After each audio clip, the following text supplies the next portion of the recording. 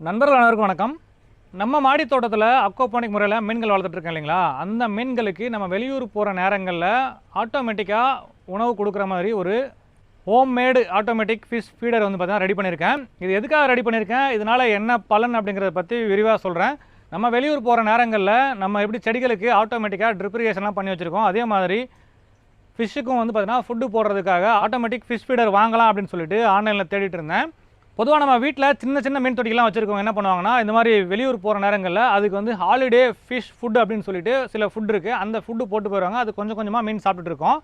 ஆனால் நம்ம மாடித்தோட்டத்தில் நிறைய மீன்கள் வளர்க்குறதால அதுக்கு அந்த மாதிரி ஃபுட்டு போட முடியாது. நம்ம நிறைய ஃபுட்டு போட வேண்டியிருக்கும். ஆன்லைனில் போய் தேடும்போதும் பார்த்தீங்கன்னா ஒரு 100 கிராம் 200 கிராம் அளவு ஃபுட்டு போடுற மாதிரி தான் சின்ன சின்ன ஆட்டோமேட்டிக் ஃபிஷ் ஃபீடர் இருந்தது.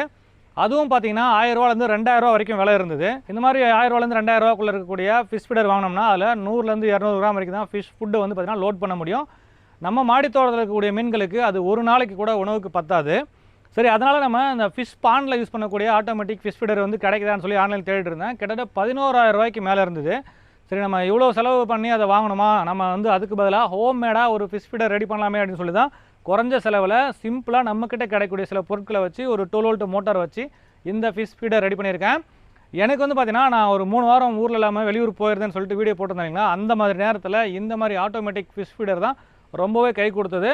ஒருவேளை நீங்களும் வீட்டில் மீன் தொட்டி வச்சுருக்கீங்க, இல்லை மீன்கள் வளர்க்குறீங்க அப்படின்னா இந்த மாதிரி ட்ரை பண்ணி பாருங்கள். ஒருவேளை நீங்கள் வெளியூர் போகிற நேரங்களில் உங்களுக்கு அது உதவியாக இருக்கும். இதில் வந்து பார்த்தீங்கன்னா, நான் ஒரு 3 விதமான ஃபிஷ் ஃபீடர் வச்சுருக்கேன். எதுக்காக அப்படின்னு பார்த்தீங்கன்னா, ஒவ்வொரு மீன்களுக்கும் உணவோட சைஸ் மாறும், அதே மாதிரி உணவுடைய குவான்டிட்டி மாறும். அதுக்காக வந்து பார்த்தீங்கன்னா, நம்ம சின்ன மீன்கள் வளர்க்குற தொட்டிக்கு ஒரு மாதிரியும், அதே மாதிரி பெரிய மீன்கள் நிறைய மீன்கள் வளர்க்குற மாதிரி ஒரு தொட்டி இருக்குது. அதுக்கு வந்து பார்த்தீங்கன்னா பெரிய 20 லிட்டர் பபுள் டாப் கேன் வச்சே செஞ்சுருக்கேன். கிட்டத்தட்ட இது 3ம் ஒரே கான்செப்ட் தான். மேலே இருக்கக்கூடிய கேன் மட்டும் தான் சைஸ் வேறு வேறு. உள்ளே இருக்கக்கூடிய இந்த ஃபுட்டு போடுறதுக்கான இந்த ஃபோம் பேட் வச்சுருக்கேன். அந்த பேடோட சைஸ் கொஞ்சம் வேறு இருக்கும். அது வந்து பார்த்தீங்கன்னா எப்படி செஞ்சுருக்கேன் அப்படின்றத சொல்கிறேன். முதல்ல வந்து பார்த்தீங்கன்னா இது எப்படி ஒர்க் ஆகுது அப்படின்றத ஆப்ரேட் பண்ணி காமிச்சிடுறேன். அதுக்கப்புறம் இதை எப்படி செஞ்சுருக்கேன் அப்படின்றதும் சொல்கிறேன். என்னென்ன பொருட்கள் பயன்படுத்திருக்கேன் அப்படின்றதையும் சொல்கிறேன். தேவைப்படுறவங்க இந்த பொருட்கள்லாம் பயன்படுத்தி நீங்களும் செஞ்சுக்கலாம். இந்த வீடியோவில் நான் என்ன மெத்தடில் ட்ரை பண்ணியிருக்கேன் அப்படின்றத உங்களுக்கு தெளிவாக எக்ஸ்பிளைன் பண்ணுறேன். ஒருவேளை இதில் இன்னும் ஏதாச்சும் மாடிஃபிகேஷன் பண்ணால் நல்லாயிருக்கும் அப்படின்னு தோணுச்சுன்னா கண்டிப்பாக கமெண்ட்ஸில் பதிவு பண்ணுங்கள். இன்னும் நான் இதை மேம்படுத்துறதுக்கு வசதியாக இருக்கும். வாங்க இப்போ முதல்ல இது எப்படி ஒர்க் ஆகுது அப்படின்றத நம்ம பார்த்துட்டு அதுக்கப்புறம் இதை ஒன்று பிரித்து டிஸ்மேண்ட்லிங் பண்ணி உங்களுக்கு உள்ள என்னென்ன பொருட்கள் பயன்படுத்திருக்கேன் அப்படின்றத காமிச்சிடுறேன். இது எப்படி ஒர்க் ஆகுது அப்படின்னு பார்த்தீங்கன்னா, இதில் வந்து பார்த்தீங்கன்னா ஒரு 12 வோல்ட் மோட்டர் பயன்படுத்தியிருக்கேன். அந்த 12 வோல்ட் மோட்டருக்கு நம்ம டைமர் மூலமாக பவர் சப்ளை கொடுக்குறேன். அப்படி டைமர் மூலமாக பவர் சப்ளை கொடுக்கும்போது அந்த டைமர் ஆன் ஆகி அந்த மோட்டர் ஓடும்போது அந்த ஃபுட்டு வந்து கீழே விழும். அது இப்போது இந்த மோட்டார் ரன் ஆகுது வந்து பார்த்தீங்கன்னா இதுக்கு டிசி பவர் சப்ளை வேணும். இதுக்கு வந்து பார்த்தீங்கன்னா நான் ஒரு ஏசி டு டிசி அடாப்டர் எடுத்திருக்கேன். இந்த டிசி அடாப்டர் வந்து பார்த்தீங்கன்னா நான் ஒரு டைமரில் கனெக்ட் பண்ணிக்கிறேன். நான் ஏற்கனவே பதிவு பண்ண மாதிரி இந்த டைமர் மேனுவல் டைமரோ அல்லது இது மாதிரி வைஃபை டைமரோ எது வேணாலும் நீங்கள் பயன்படுத்திக்கலாம். ஸோ இதை வச்சு நம்ம பவர் சப்ளை கொடுத்துட்டோம்னா ஆன் பண்ணியாச்சு. இந்த டிசி அடாப்டரை வச்சு இந்த மோட்டார் கனெக்ஷன் கொடுத்துட்டு நம்ம இதில் டைம் செட் பண்ணிட்டோம்னா எந்த டைமுக்கு அது நமக்கு டைம் செட் பண்ணுறோமோ அந்த டைமுக்கு ஆட்டோமேட்டிக்காக இந்த மோட்டார் ரன் ஆகி ஃபுட்டு வந்து ஃபிஷ்ஷுக்கு போடும். அது எப்படி போடுது அப்படின்றத உங்களுக்கு இப்போ ஆன் பண்ணி காமிக்கிறேன் பாருங்கள். இப்போ வந்து நான் இங்கே பவர் சப்ளை ஆன் பண்ண போகிறேன். ஆன் பண்ண உடனே பார்த்தீங்கன்னா இந்த மோட்டார் வந்து சுற்ற ஆரம்பிக்குது. சுற்ற ஆரம்பிக்கும் போது ஃபுட்டு விழுது பாருங்கள்.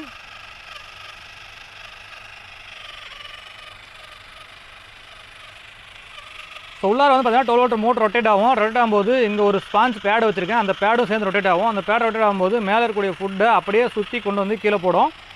இதில் நமக்கு வந்து பார்த்தீங்கன்னா எவ்வளோ நேரம் ரன் பண்ணால் எவ்வளோ ஃபுட்டு விழுகுது அப்படிங்கிறத நீங்கள் தோராயமாக கால்குலேட் பண்ணிக்கணும். உங்கள் மீனுக்கு எவ்வளோ ஃபுட்டு தேவைப்படுது அப்படின்றத கால்குலேட் பண்ணிவிட்டு அதுக்கு தகுந்த மாதிரி 1 நிமிஷமோ 2 நிமிஷமோ 3 நிமிஷமோ நம்ம டைம் செட் பண்ணிக்கலாம். நம்ம எவ்வளோ நேரம் செட் பண்ணுறோமோ அந்த டைம் ஓடி முடிச்சுட்டு அதுக்கப்புறம் பார்த்தீங்கன்னா இது ஆட்டோமேட்டிக்காக ஆஃப் ஆயிரும். ஆஃப் ஆனதுக்கப்புறம் பார்த்தீங்கன்னா உங்களுக்கு ஃபுட்டு விழாது. இப்போ உங்களுக்கு வந்து பார்த்தீங்கன்னா மேனுவலாக ஆஃப் பண்ணி காமிக்கிறேன். இப்போ ஆஃப் பண்ணோடனே இந்த மோட்டர் ஆஃப் ஆகிடுச்சு பாருங்கள். இப்போ வந்து பார்த்தீங்கன்னா ஃபுட்டு விழாது. மறுபடியும் நம்ம ஒரு நாளைக்கு காலையில் சாயந்தரம் 2 தடவை நம்ம டைம் செட் பண்ணி வைக்கலாம். அப்படி செட் பண்ணி வைக்கும்போது நம்ம எவ்வளோ நேரம் செட் பண்ணுறோமோ அதுக்கு தகுந்த மாதிரி ஃபுட்டு விழுந்துகிட்டே இருக்கும். அந்த டைம் முடிஞ்ச உடனே இந்த மாதிரி ஆஃப் ஆயிரும். இப்போ வந்து பார்த்தீங்கன்னா இந்த சின்ன பழம் வந்து பார்த்தீங்கன்னா 1.2 mm ஃபிஷ் ஃபுட் இருக்குது. ரொம்ப குட்டியாக இருக்கும். இது சின்ன மீன்களுக்கான ஃபுட்டு. அடுத்து வந்து பார்த்தீங்கன்னா இதில் வந்து 2.5 mm ஃபுட் இருக்குது. இதில் வந்து பார்த்தீங்கன்னா 4 mm ஃபுட் இருக்குது. இப்போ வந்து பார்த்தீங்கன்னா உங்களுக்கு இந்த 4 mm ஃபுட்டையும் ஆன் பண்ணி காமிக்கிறேன்.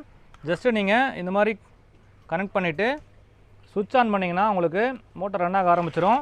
ஃபுட்டு கீழே விழும் பாருங்கள்.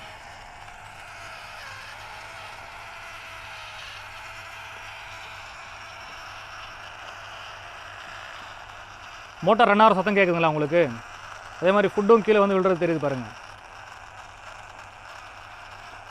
ஸோ என்ன பண்ணுவோம், நம்ம எவ்வளோ ஃபுட்டு நம்ம மீனுக்கு தேவை, அந்த ஃபுட்டு விழுறதுக்கு எவ்வளோ டைம் எடுக்குது அப்படின்றத கால்குலேட் பண்ணிவிட்டு நம்ம அதுக்கு தகுந்த மாதிரி டைம் செட் பண்ணிக்கலாம்.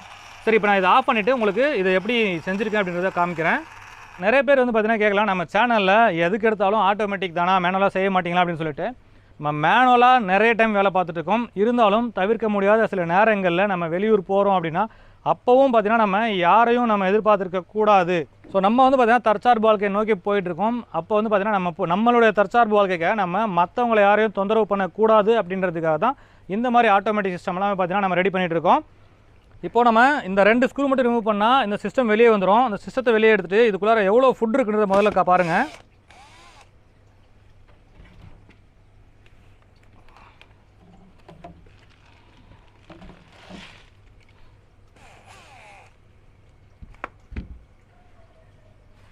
அவ்வளோதாங்க. இப்போ இதில் ஸ்க்ரூ 2 ரிமூவ் பண்ணியாச்சு. இப்போ இதை எடுத்துடுறேன். இதை எடுத்தால் மொத்த ஃபுட்டும் வந்து பார்த்திங்கன்னா இந்த டப்பாவில் ஸ்டோர் பண்ணிக்கலாம். பாருங்கள் எவ்வளோ ஃபுட் இருக்குது பாருங்கள் உள்ளார. ஸோ இந்த ஃபுட்டு வச்சு நம்ம கிட்டத்தட்ட 1 வாரம் 2 வாரம் நம்ம வந்து ரன் பண்ணலாம்.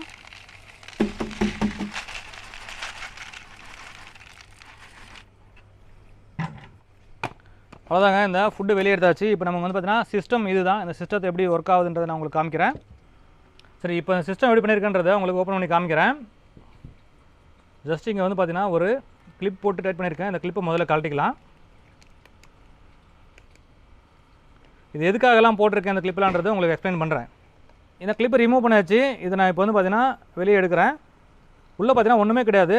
ஒரு சின்ன 12 வோல்ட் மோட்ரு, இங்கே ஒரு பேடு போட்டிருக்கேன். இந்த ஃபோம் பேடு வந்து பார்த்திங்கன்னா எப்படி செஞ்சுன்றதும் காமிக்கிறேன்.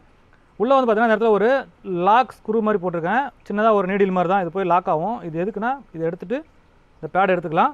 இப்போ பார்த்தீங்கன்னா உங்களுக்கு தெரியும், இந்த மோட்டார் வந்து பார்த்திங்கன்னா நிறைய ஆன்லைனில் கிடைக்குது. ஒரு 200 வந்து 250 ரூபாக்குள்ளார வந்து பார்த்திங்கன்னா இந்த மோட்டார் கிடைக்கும். இதில் வந்து பார்த்திங்கன்னா சில மோட்டாரில் இங்கே சால்ட்ரிங்லாம் பண்ணி இந்த ஒயரோடு வந்துடும். ஒரு சில மோட்டாரில் வந்து பார்த்திங்கன்னா ஒயர் இல்லாமல் வரும். அப்படி ஒயர் இல்லாமல் இருந்ததுன்னா நீங்களே இந்த மாதிரி ஒரு ஃபீமேல் அடாப்டர் வாங்கி ஒயரை வந்து சால்ட்ரிங் பண்ணி எடுத்துக்கங்க.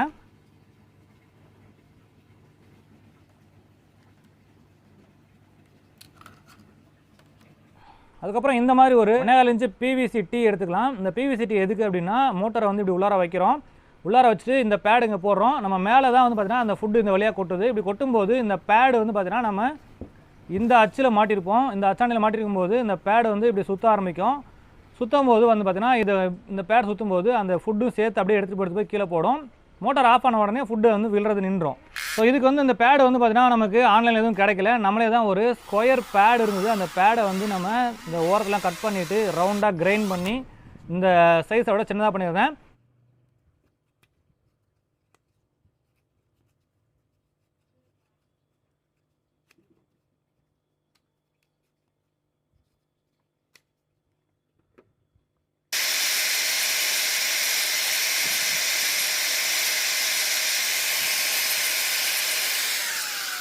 இந்த பேடு தான் நம்ம வந்து பார்த்திங்கன்னா கரெக்டான அளவு செய்யணும். இந்த பேடு வந்து பார்த்திங்கன்னா நமக்கு எவ்வளோ சைஸ் ஃபுட்டு போடுறோமோ அந்த ஃபுட்டுக்கு பார்த்திங்கன்னா கேப் இருக்கணும். இப்போ உதாரணத்துக்கு பார்த்திங்கன்னா இந்த பைப்பில் பாருங்கள், இது வந்து 4 mm ஃபுட்டு போடுறதுக்கான பேடு இது.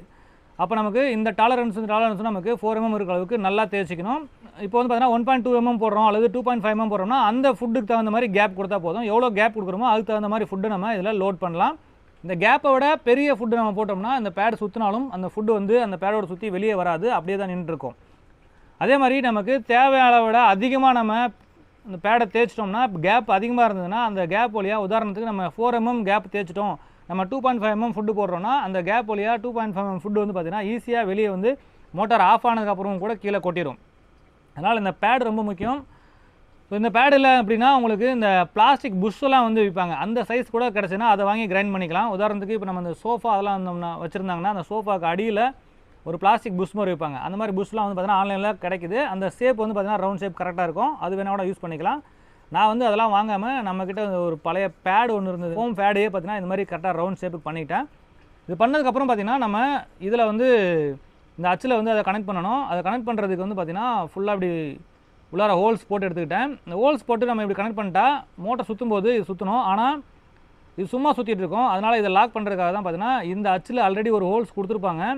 இந்த ஹோல்ஸ் எவ்வளோ தூரம் வருது அப்படின்றத இங்கே மார்க் பண்ணிவிட்டு இந்த இடத்துல வந்து பார்த்திங்கன்னா ஹோல்ஸ் போட்டு எடுத்துக்கிட்டேன். இப்போ என்ன பண்ணணும்னா இப்படி உள்ளே சொருகிட்டு கரெக்டாக இந்த ஹோல்ஸில் சொருகினோம்னா இந்த கம்பி போயிட்டு அந்த அச்சில் லாக் ஆகிரும். அப்போ வந்து பார்த்திங்கன்னா இந்த பேட் ஸ்லிப் ஆகாது.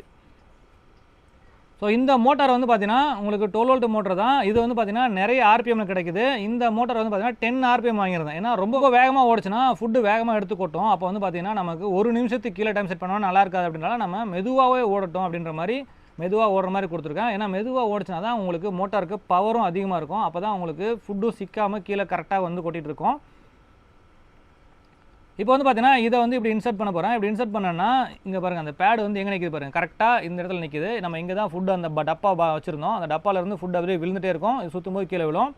இப்போ என்னென்னா நம்ம அப்படியே ஆன் பண்ணோம்னா இது சுற்றும்போது ஒருவேளை இங்கே ஃபுட்டு சிக்குச்சுன்னா அந்த ஃபுட்டு மாட்டிக்கிச்சு அப்படின்னா அப்போ வந்து அந்த பேடோட சேர்ந்து இந்த மோட்டாரும் இப்படி சுற்ற ஆரம்பிச்சிடும். அதனால தான் அப்படி சுற்றக்கூடாது அப்படின்றதுக்காக என்ன பண்ணியிருக்கேன்னா இந்த இடத்துல பின்னாடி ஒரு கட் போட்டிருக்கேன். இந்த கட் போட்டு இதில் இந்த கிளிப்பை போட்டு இந்த மோட்டார் இருக்கிறத மட்டும் டைட் பண்ணியிருக்கேன். அப்போ என்ன ஆகும்னா மோட்டாரை வந்து இது கிரிப்பாக பிடிச்சிக்கும், இந்த பேட் மட்டும் தான் சுற்றும்.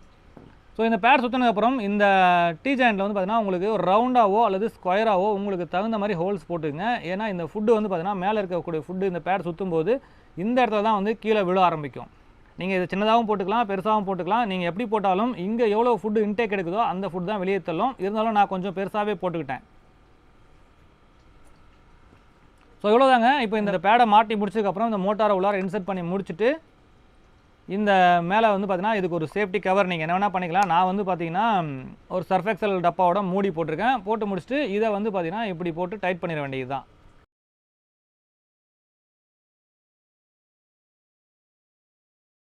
இவ்வளோதாங்க இந்த ப்ராஜெக்ட் முடிஞ்சது. ரொம்ப சிம்பிள். இந்த மோட்டார் ஒரு 200 250 ரூபா அந்த ரேஞ்ச் வரும். இந்த பேடு நமக்கு ஃப்ரீயாக தான் கிடச்சிது. இந்த கனெக்டர் ஒரு 10 ரூபா, இந்த கிளிப்பு ரெண்டும் ஒரு 10 ரூபா, ப்ளஸ் இந்த டீ ஜாயிண்ட் ஒரு 20 ரூபா. இவ்வளோ தான். கிட்டத்தட்ட பார்த்தீங்கன்னா ஒரு 300 ரூபா 350 ரூபாயிலே இருந்து வேலை முடிஞ்சிடும். இந்த மாதிரி 12 வோல்ட் கன்வெர்ட்டர்லாம் வாங்கணும் அப்படின்னா கூடுதல் செலவாகும். நம்மகிட்ட இந்த சோலார் பேனலாக இருக்கிறதுல தாராளமாக அதிலே பண்ணிக்கலாம். ஜஸ்ட் உங்களுக்கு காமிக்கிறதுக்காக தான் இந்த 12 வோல்ட் கன்வெர்ட்டர்லாம் நான் எடுத்திருக்கேன். ஆட்டோமேட்டிக் ஃபிஷ் ஃபுட் ஃபீடர் வந்து பார்த்தீங்கன்னா ரெடி பண்ணுறது ரொம்ப சுலபம் தான். ஸோ குறைஞ்ச செலவில் நானே ஹோம்மேடாக ரெடி பண்ணது. இது யாராவது ஒரு 4 பேருக்கு பயன்படுமே அப்படின்றதுக்காக தான் இந்த வீடியோ பதிவு பண்ணியிருக்கேன். இந்த homemade automatic fish food feeder வந்து எப்படி இருந்தது அப்படின்றத கமெண்ட்ஸில் பதிவு பண்ணுங்கள். உங்களுக்கு இது பயனுள்ளதாக இருக்கும் அப்படின்னு நினச்சிங்கன்னா கண்டிப்பாக நீங்கள் பயன்படுத்தி பாருங்கள். அப்படி இல்லை உங்கள் நண்பர்கள் யாராச்சும் இது பயன்படும் அப்படின்னு நினச்சிங்கன்னா இந்த வீடியோவை அவங்களுக்கு ஷேர் பண்ணி விடுங்க. மேலும் ஒரு நல்ல பதிவில் சந்திக்கலாம். நன்றி, வணக்கம்.